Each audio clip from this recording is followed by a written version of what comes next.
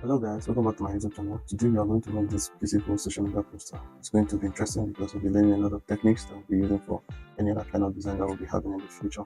I'm going to press Ctrl N and okay, you can see the dimension that I've used here. I'll call it social media. Let's click on create.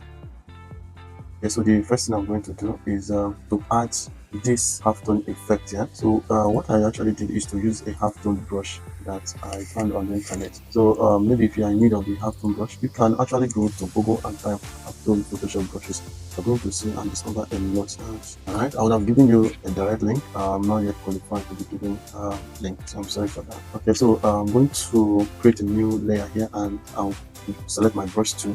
Yeah, I've already selected the halftone, but in case if you are not, you just go to the brush panel. If you don't have it, you can go to Windows and bring up the brush panel. So expand it and actually go to wherever you have the halftone.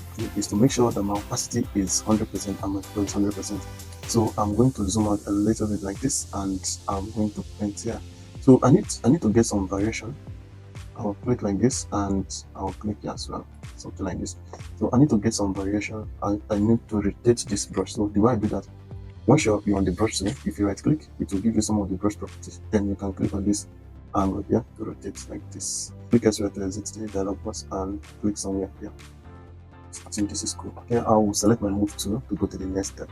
It's actually to bring up the guide that will help us not to place things in the place that will be risk of being cut out. So I'm going to click on view and I'll go to new guide layout. Okay, please, you can copy the settings here. If your measurement is not on pixel, that is, if the unit of measurement is not on pixel, right click and change it to pixel. Then the next one is for us to begin placement of things. Although this output has not been modified yet, what I mean, it's too harsh now. It's actually very distracting, so we might need to reduce the opacity. I think I'm going to begin by with the title. So here I'm going to write join. Okay, join in a different layer, and digital marketing expert in a different layer. Now the font I use here is called Mustard. On the title, Mustard Black, and the join here I use a Mustard Black. The next one, okay, so I just brought up my guide. If you don't have this guide here, your own might be out. You press Ctrl R to actually review or hide. It's like this. Okay, so once you have the ruler here, you can basically click here to bring or remove the guide. Okay, so the next thing I'm going to do is to bring up this shape here. Okay, I just click on my shape tool and I have to bring up something like this here. Then I'm going to actually change the color to the one I'm making it up right now. Okay, so for me to bevel it, I'm going to click on the property and I'm going to click here like this, the corner radius there. So I think I have a precise number, copy it. The next thing I can do here is to bring up the logo. I can use any logo. Alright, I think I use a custom shape preset there. Like if I go to my shape tool, go to custom tools, custom shapes. If I click in here, you're going to see a lot of some folder that you might probably not have, like this legacy shapes or more. Okay, if you expand like this, you can see there are a lot of folders here, but these folders contain different shapes depending on what you might need. Like on this one I say signs. If I expand it, you can see it has a different sign that you can be able to use without having to download them online. But let's say you don't have this custom shape. How do you bring it up? You click on Windows and let's look for the panel called Shapes. You can actually expand it like this. Yours might only be three folders now, which is leaves, wide, animals, and both. But if you click on this handle menu, you can see you'll see this an option that says legacy shapes and more. You might not have this Nadabella. Nadabella is a custom shape that I downloaded on the Pix files. I think I'm going to write the name there so you get it. Maybe if you wish to get more custom shapes, like if I expand this, you can see I have thousands of custom shapes here that I can be able to use whenever I want. But for the moment, we are going to make use of the one application as go to all legacy default shapes. Then you scroll down and go to light bulb. So on the light bulb, just click on it and drag. Click and drag from this panel. If you're dragging from this panel, you have to click and drag. But if you're using this one to bring it up, yeah, once you've selected it from here, you basically just have to click and drag the way we add normal shapes. Turn it down. I'll double click here to change the color. So the color I'm using like this. It's kind of green. You can copy the color code. I think whenever you're installing custom shapes, you need to be aware that it's somehow light system. If your system is not that powerful enough, please don't populate your Photoshop with the custom shapes if you don't have a powerful system. You can also experiment with other custom shapes. Yeah? I'm going to write the name, basically the name of the company. I want to select this manual, but it seems like it's selecting other stuff because if I try moving it, I'm moving very well. Okay, what I'm going to do is actually to group them. I think it will help me to be a little bit organized. So I'll press Ctrl G to group. And once the group is selected, I'll hold my Ctrl keyword. When I hold Ctrl key, this auto select gets unchecked. What it means is that wherever I click from, I can be able to click and drag without getting another item selected in the canvas. For instance, without the auto key selected now, if I click and drag like this, you can see another item can easily be selected. But once you have the group that you just made and selected, hold or control key, wherever you click on, only the item selected from the layer panel will move. Okay, so the next thing is actually more like the description of what the joint digital marketing expert is all about. So what I'm going to do here is hold this one, click and drag like this. So actually I want it to measure with the marketing there, so it doesn't go beyond the marketing.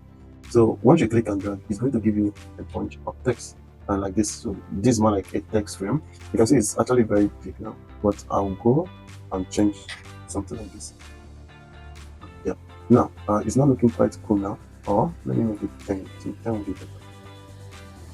Okay. Then click on this icon that look like a book. Yeah. You click on it, your character panel is going to show. And on the character panel, the leading here is way too much, and that's why the text has cut on there. So if you click on the leading, change it to auto select, and you can see we have it here. Let's say we wish to populate this text frame more.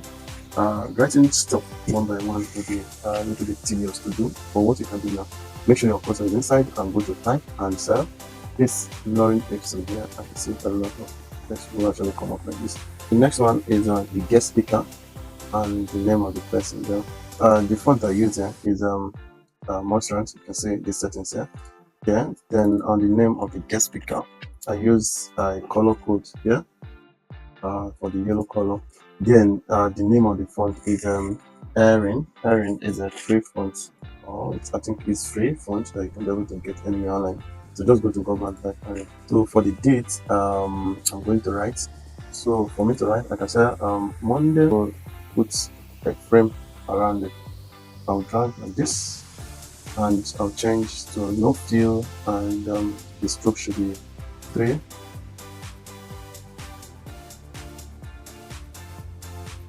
Okay, now we need to actually remove or maybe reduce the opacity of the halftone that we did initially. So to do that, I'll select the halftone here, the halftone layer, and go to the opacity and repeat it like this. The next thing is the call to action button. Yeah, the way to do that is actually to bring up shape tool like this, and double it like this, and change the color. The next one is to add the website. So the same thing that we did, what you're going to do is to select the shape tool, go to custom shape tool, and click in this place. Remember, inside all legacy default shapes, we are going to go into web. When you expand web, you see this website icon here, and basically drag it. Of course, you can be able to go online and download other kind of vector, but using Photoshop one is actually way easier. To match our design reference here, we need to start placing some of the elements that we saw. Go and get a city background image.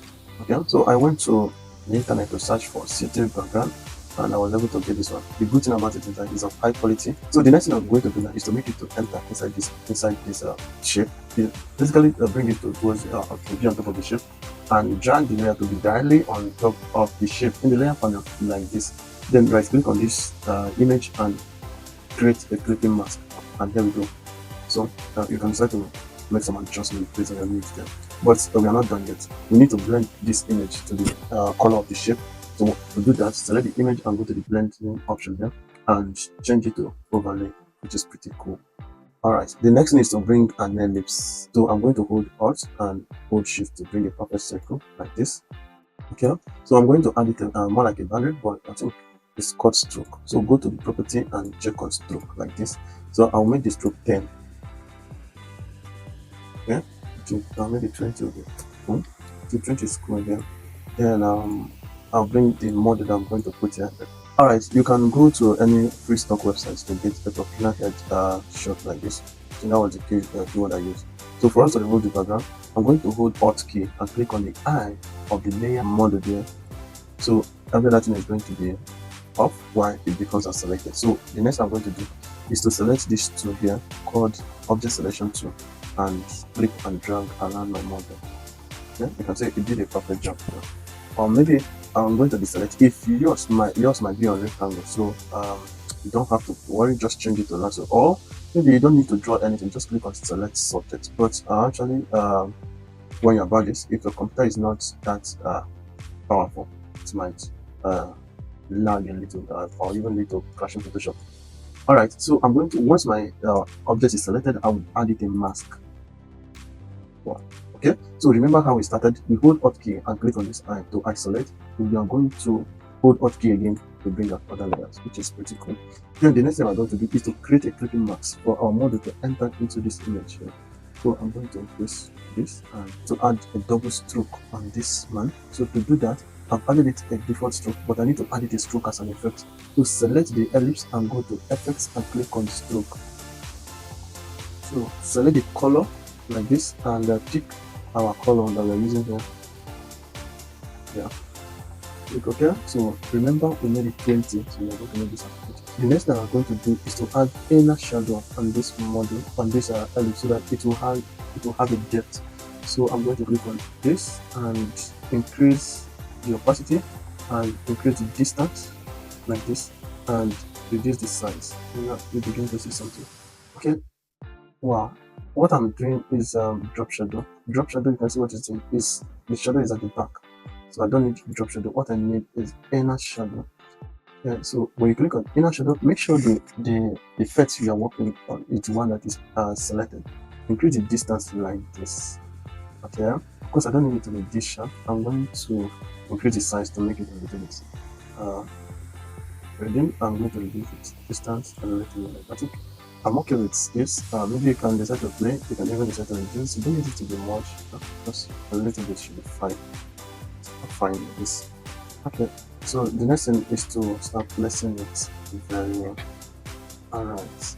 So you're going to put the right up there and every other necessary stuff.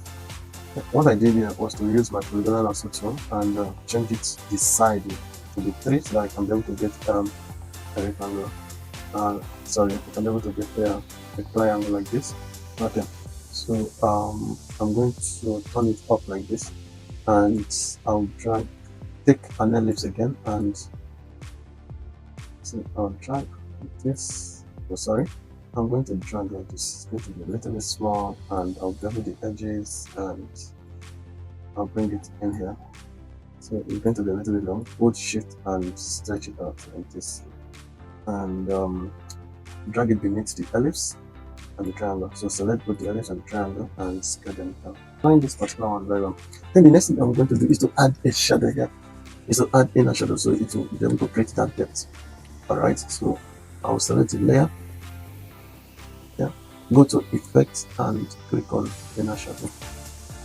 Okay, you can see it's way too much. I'm going to reduce the distance and reduce the size like this. So it will create this kind of effect, which is pretty fine.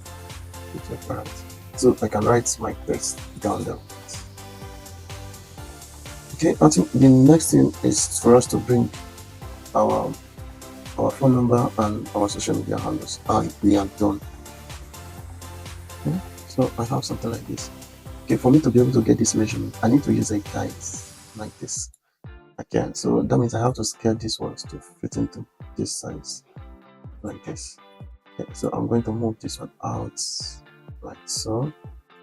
Of course, making sure that I do not go beyond the guide like this, and select the tree. Yeah, distribute them. Yes. So I'm going to group them Ctrl G, and while this group is selected, I'm going to select color overlay. Yeah, with the help of the color overlay, I'm able to add them any color object. Then the next thing that we're going to do is to add the phone number. So I'll drag my WhatsApp icon here, but the problem now is that the WhatsApp icon is having a background, and probably this is how yours might be whenever you get it downloaded. So how do you remove the background? The first thing you need to do is to hold Alt key and click on the eye button of the layer to give it solo to this layer. Then making sure that the layer is selected, go to select and go to color range. Okay, this now we'll be able to select this color picker eyedropper tool and select on the color that we want. Once you get it selected, you'll see more like a preview here. But sometimes it will be able to remember my previous work when you get it selected. Okay, in some cases you might actually need to play with the fuzziness here before you can be able to get the kind of result you need. But you can see it's pretty much easy, and you can see I've done a nice job for us. Now it's not able to select the color that you actually need. So the next thing you're going to do is to add it a mask. And that is pretty much it. Hold on to it again and click on it. Okay, it's black now, and that's because we need to add it an effect called all over there. Then I do add it for others. And select the color and click. So other things that actually remain is more like some random details. Okay. See. So in this place I'm going to write. Okay, maybe I need to change it to capital. Go to yeah, maybe go. I think this is actually. Select your shape tool and change it to 3 sides and make something like that. So I'm going to duplicate and place it in another area that I think to be fine. So the next one, which I think is the last one, is hold shift, make a circle like this. I'm going to give it our color, pink color. Then zoom closer to it, duplicate, holding Alt and click and drag. Select both parts. Yes. Both parts. Click and drag, and click and drag. Yeah, and just right click to convert them to smart. Or you can say let sheets and they'll become one sheet, which is better. Yeah, so you can begin to make more refinement and maybe adjust to suit your need, but that's it. The black, we've got to the basics. Right? Thank you. Bye.